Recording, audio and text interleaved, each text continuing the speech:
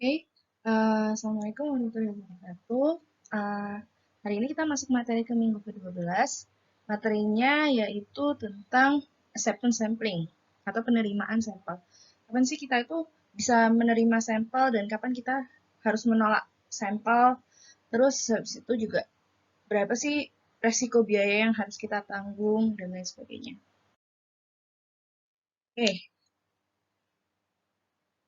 ini skema inspeksi. Fokusnya memenuhi spesifikasi produk. Jelas ya. Dan jadi di output, jadi kan ini bahan baku inputnya, terus diproses, terus menghasilkan produk jadi output. Nah, output ini diambil sampling plan-nya, diambil samplingnya. Nah, disesuaikan dengan spesifikasi produk yang mungkin sudah dicanangkan di awal, misal oleh tim pengembangan produk atau tim pengembangan produk. Lalu eh, lolos atau nggak lolos accept atau reject lot akibat dari penerimaan sampelnya. Nah, sebenarnya bukan hanya uh, inspeksi itu di output aja, tapi juga di input. Karena bisa jadi kan ada beberapa barang itu yang kita vendorkan. Pasti ya, apalagi raw material. Nah, jangan sampai raw material kita itu nggak sesuai dengan yang harusnya kita inginkan, kita masukkan ke spesifikasi produk kita. Gitu. Nah, ini apa ya? Yang perlu dipegang saat melakukan acceptance sampling, yaitu tidak melakukan inspeksi dan percaya bahwa pemasok telah melakukan pekerjaan dengan baik jika pemasok bersertifikat ISO 9000. Periksa 100% unit, ambil 10% dari lot, dan terima jika tidak ditemukan unit yang rusak, dan rencanakan pengambilan sampel berbasis statistik yang mendefinisikan semua faktor risiko untuk tingkat kualitas tertentu dan lakukan inspeksi pengambilan sampel. Nah, ini beberapa parameter operasional pada acceptance sampling. Yang pertama adalah EQL atau batas kualitas yang dapat diterima.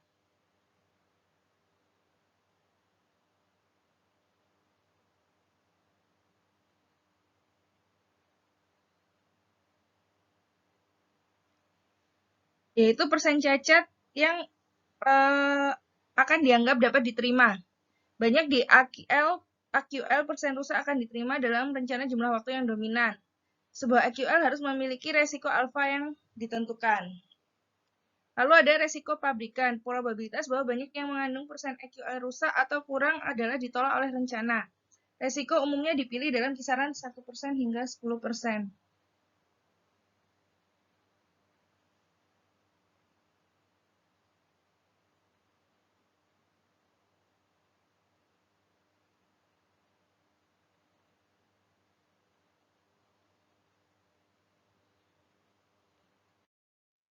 Lalu ada juga tingkat kualitas yang dapat ditolak, yaitu RQL.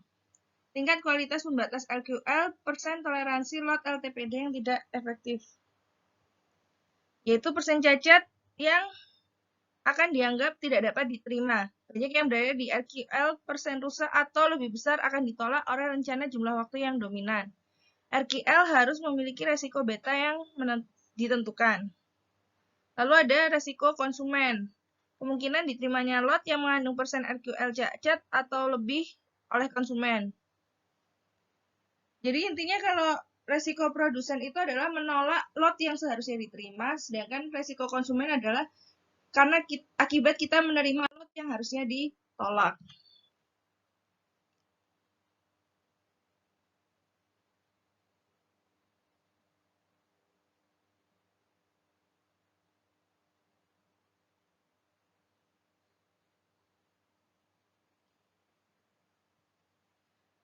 Yaitu yang pertama, karakteristik lain atau parameter lain ada N atau ukuran lot. Lalu ada N kecil, itu ukuran sampel. Lalu ada nomor penerimaan, yaitu AC atau C, yaitu jumlah maksimum unit cacat yang diizinkan dalam sampel. melebihi jumlah C ini akan menyebabkan penolakan lot. Nah, berikutnya yang perlu dibuat adalah OC curve. Kurva OC adalah grafik dari semua kemungkinan penerimaan lot untuk setiap persen cacat yang dapat terjadi untuk rencana pengambilan sampel yang diberikan. Rencana sampel terdiri dari dua bagian, yaitu ukuran sampel dan kriteria penerimaan. Jadi, sumbu Y-nya itu adalah probabilitas acceptance, probabilitas diterima, sedangkan sumbu X-nya adalah persen defective in lot.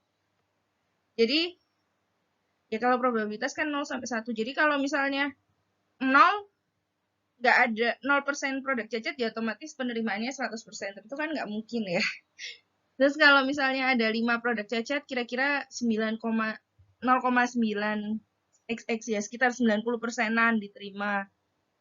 Kalau ada 10 cacat, kira-kira 70%-an diterima. Sampai kalau ada 20 cacat, itu hanya 10% probabilitas penerimaannya, probabilitas diterima. Nah ini ya, resiko produsen itu adalah alfa, yaitu kesalahan menolak lot yang baik. Sedangkan, salah. Yang bawah itu resiko konsumen. Itu beta, yaitu kesalahan menerima lot yang cacat. Ini bentuk OC curve yang konsisten. Lurus ya, bukan kayak yang tadi, apa namanya,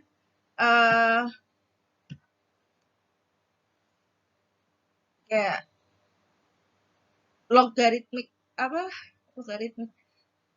ya itulah, eksponensial, nggak kayak grafik eksponensial. Nah, OC curve itu ada beberapa tipe.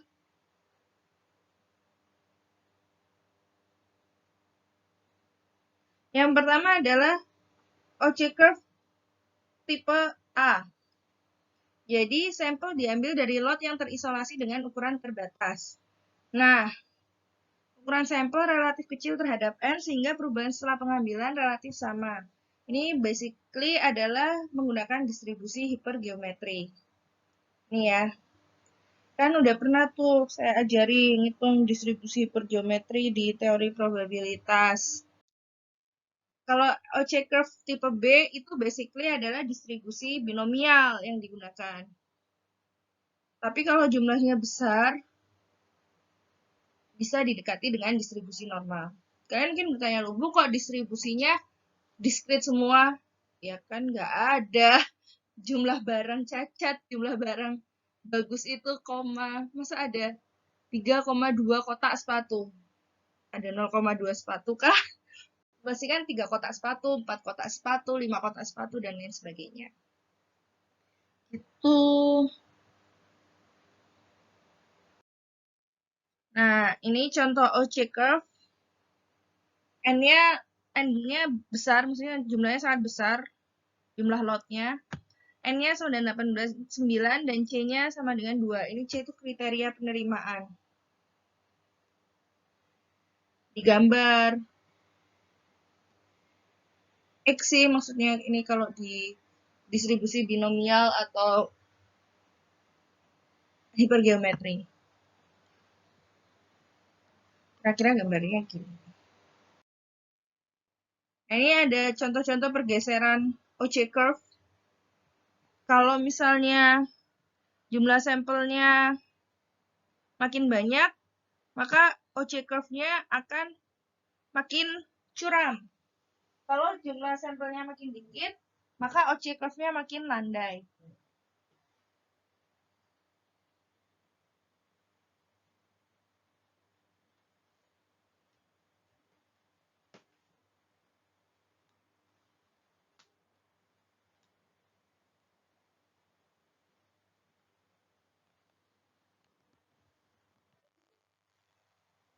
Nah,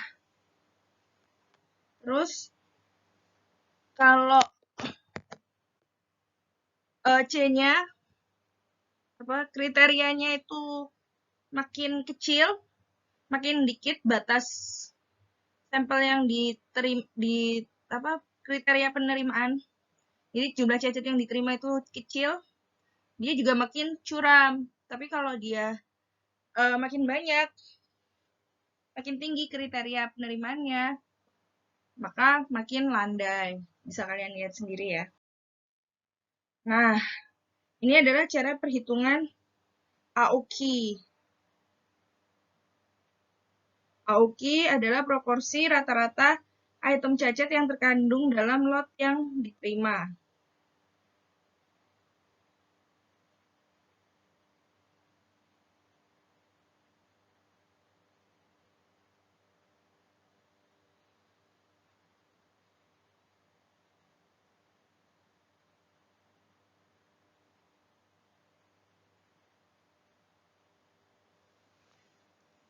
Jadi kan kalau kita melakukan inspeksi ada terima lot atau tolak lot. Nah, ini cara menghitung AOQ-nya, yaitu PA, probabilitas acceptance, dikali P, probabilitas cacat, N min N per N, itulah. Jika N sangat besar, maka N min N per N mendekati 1, sehingga AOQ adalah probabilitas acceptance kali probabilitas cacat. Nah, ini contohnya. Jika N-nya 2000, N-nya 50, C-nya sama dengan 2. Incoming load quality, ini PA-nya segini, maka ini rata-rata, maka ini AOQ-nya. Bisa langsung dikaliin ya, 0,01 kali 0,986. Karena 1500 per 2000 itu udah hampir mendekati 1 kan. 1950 per 2000.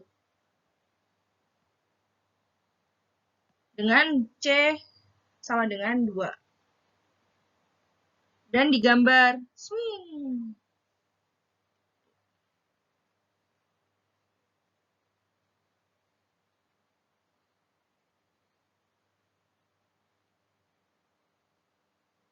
Sumbu X-nya adalah P, sumbu Y-nya adalah AOQ.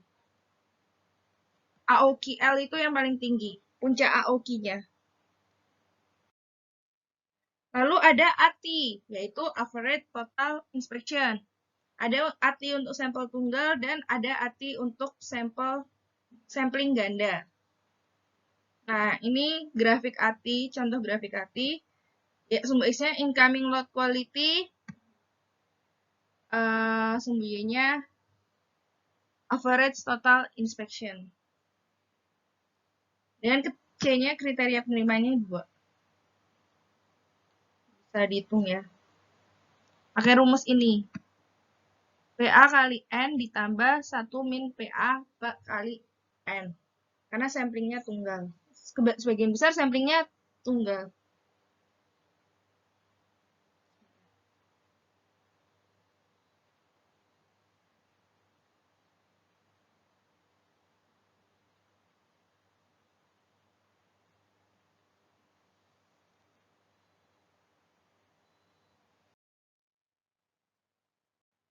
Nah, ini juga contoh ATI. Tapi nggak ada ATI. Nggak, kalau AOQ kan ada AOQL. Kalau ATI nggak ada ATI maksimum. Kenapa? Ya, dia kan akan selalu ke atas. Nah, ini kita melakukan rencana sampling tunggal berdasarkan resiko produsen alfa. Pertama, tentukan alfa, EQL-nya, lalu buat alternatif rencana sampling. Jadi C-nya berapa, N-nya berapa, dengan tabel distribusi Poisson atau tabel groups. Lalu evaluasi rencana sampling berdasarkan biaya kualitas sampling. External failure cost berdasarkan AOQ dan biaya inspeksi berdasarkan ATI. Nah, ini alternatif sampling plan for alpha dan P1. Ini ada beberapa, ada ketika mengambil sampel 24, kriteria penerimaannya 1. Ketika mengambil sampel 92, kriteria penerimaannya 3. Ketika mengambil sampel 226, kriteria penerimaannya 6. Misal. Nah, ini perhitungannya, kan N-nya 1000, alfanya kita misal menentukan alfanya 5% ya. Lalu EQL-nya 1,5%. Maka terus biaya inspeksinya 100 per unit dan biaya warantinya 5.000 per unit. Ini lambda dicari ketika nilai P poisson 1 min alpha dengan X jumlah cacat. Tapi kita pakai tabel groups aja. Biaya inspeksi adalah AT dikali biaya inspeksi per unit. Biaya waranti adalah AOQ kali biaya waranti per unit kali C.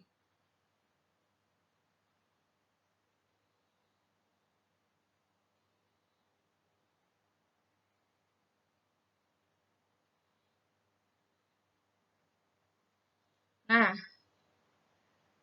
misal C-nya 1. N-nya itu adalah lambda per P. Lambdanya diperoleh dari tabel groups. Nah, ini C-nya 1, N1-nya 0,355. Nah, 0,355 ini didapat dari tabel groups. Nanti saya jelaskan di tabel berikutnya. Kalian ingat-ingat dulu aja ini. Lalu dihitung dengan pendekatan distribusi Poisson ya, PA-nya. Masih ingat kan rumusnya Poisson? Ini kan C-nya 1, N-nya 25, lambdanya adalah N kali P, yaitu 0,38.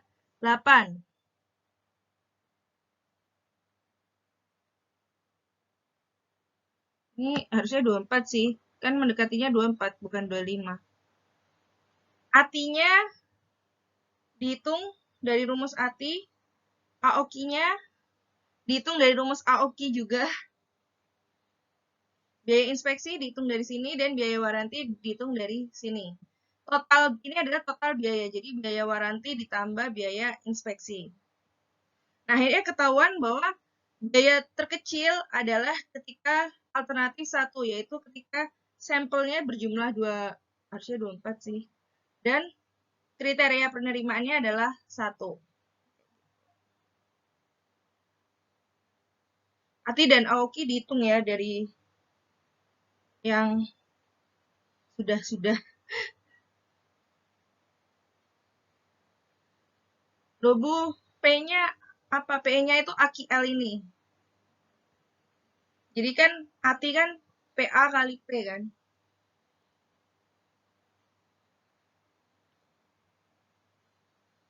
AOKI tadi rumusnya juga udah ada. Nah, ini tabel groupsnya. Jadi ini acceptance samplingnya.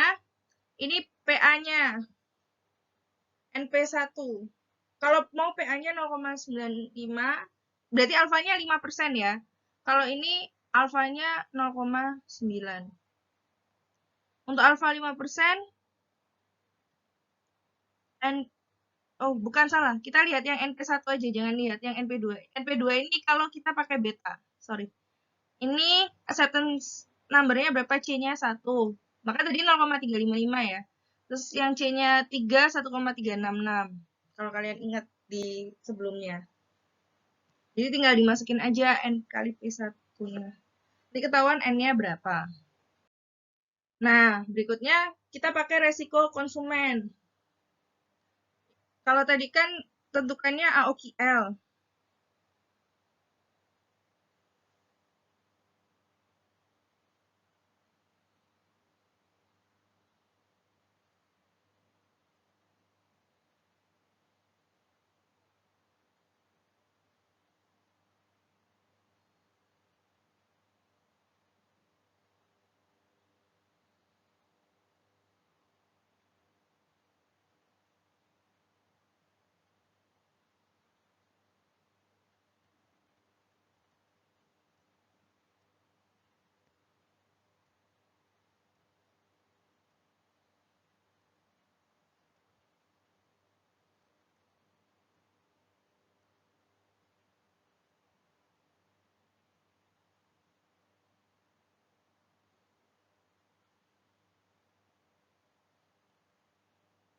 Bentar ya.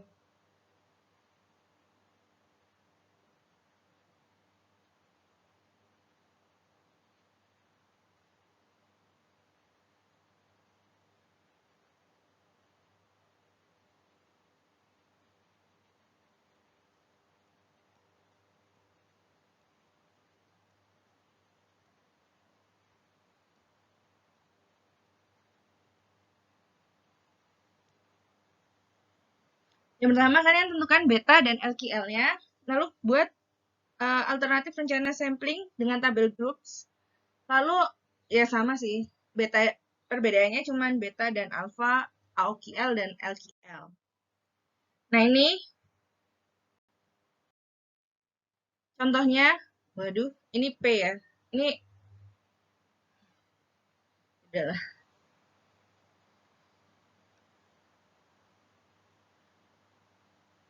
N kali P harusnya, lambdanya.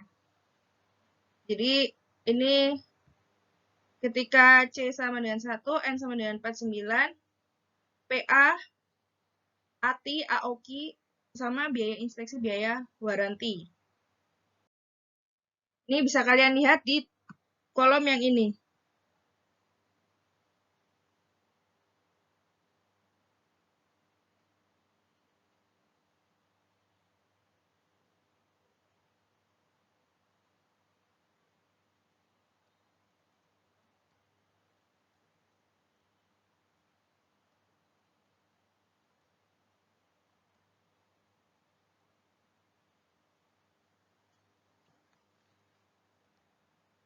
Oke, kalian bisa lihat di sini langsung ya. Kan tadi kalau C-nya 1, betanya kan 10% tuh. Udah nih, lihat di sini aja langsung. C-nya 1, 3,89. C-nya, terus nyari N-nya gimana ya? Tinggal 3,89 dibagi tadi LQL-nya berapa. Lalu ini ada rencana sampling tunggal berdasarkan resiko produsen alfa dan konsumen beta. Nah, yang dicari ada A, AQL, B, sama LQL. Lalu buat beberapa alternatif rencana sampling. Hitung P sama dengan LQL per AQL. Berdasarkan C, tentukan N yang memenuhi kriteria alfa dan tentukan N yang memenuhi kriteria beta. Terus hitung cost-nya. Sama ya seperti biasa.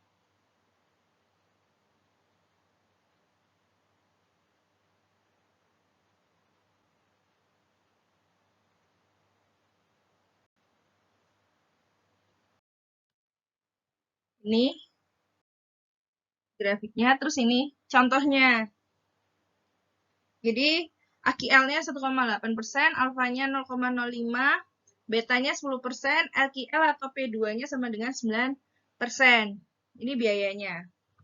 P-nya kan dicari LQL per AQL. Ditemukan P-nya sama dengan 5. Dari tabel groups diperoleh itu C-nya adalah 2 sampai 3. Berdasarkan kriteria alfa diperoleh untuk C2 dan C3. Lalu berdasarkan kriteria beta diperoleh untuk C2 dan C3. Ada 4 kemungkinan ini. Berarti 4 kemungkinan ini akan kita hitung biayanya.